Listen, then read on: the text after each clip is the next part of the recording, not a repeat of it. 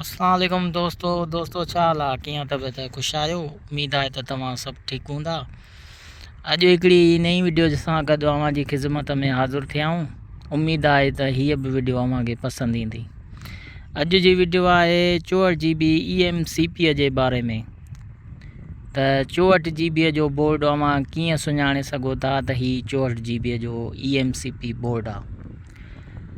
मूं जे हथ में 4 बोर्ड आहिनि ऐं अव्हां खे हिननि चइनी बोर्डनि जा कोड ॿुधाईंदुमि।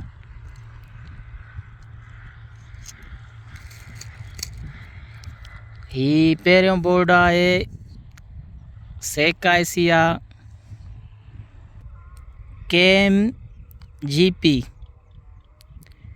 अॻियां 3 अखर छॾे अगरि जे P अचे त पोइ उहो 64 GB जो EMCP बोर्ड आहे। हे ॿियो बोर्ड आहे, हे बि सेकाइसिया ऐं हिन जो कोड आहे KMRH। अॻियां 3 अखर छॾे अगरि जे H अचे सेकाइसी KMRH त उहो 64 GB जो EMCP बोर्ड आहे। KMRH ही टियों बोर्ड आहे ऐं हिन IC जो इहा IC कंपनी आहे SK हाइनिक्स IC।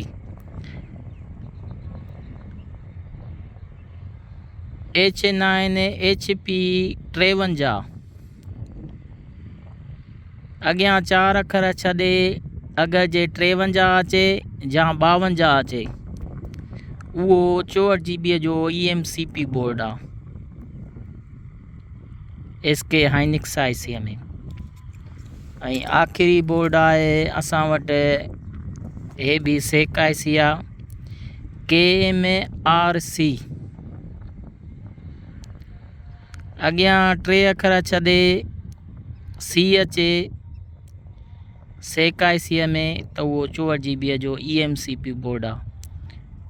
उमेद आहे त तव्हांखे हिन वीडियो में कुझु न कुझु नॉलेज मिली हूंदी। अगरि अव्हांखे हिन वीडियो में कुझु नॉलेज मिली आहे त महिरबानी करे हिन वीडियो खे वधि में वधि शेयर कयो ऐं कमेंट करे ॿुधायो त हीअ वीडियो अव्हांखे कीअं लॻी। ऐं वधीक अहिड़ियूं वीडियो जे लाइ मुश्ताक मोबाइल स्क्रैप खे सब्सक्राइब कंदा। महिरबानी।